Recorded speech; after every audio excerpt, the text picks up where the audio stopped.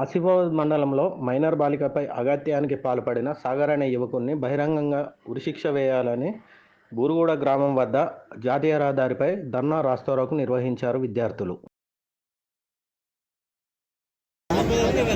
ఇంకోటి బాధితురాలు పాపము ఆమె నిన్నటువంటి పాపం అక్కడికి దిగుతూ ఉన్నారు.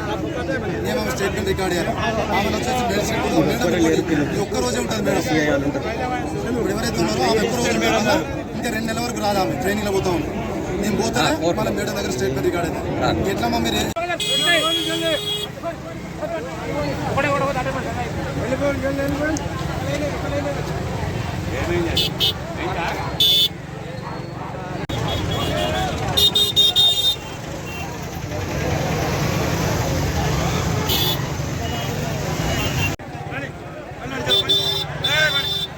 న్యాయం జరగాలి.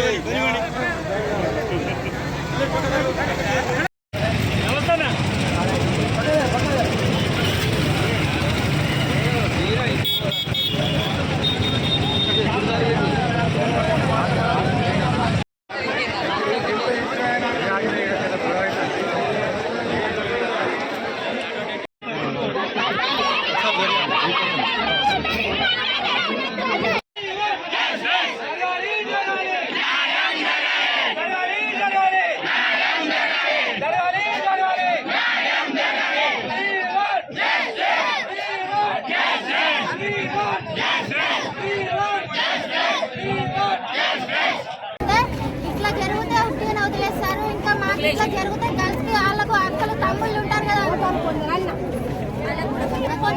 ఉంటారు గర్ల్స్కి న్యాయం జరగాలి సార్. ఇట్లనే వదిలేస్తారు, ఎక్కడెక్కడైనా ఇట్లానే చిన్న తీసుకుంటారు సార్.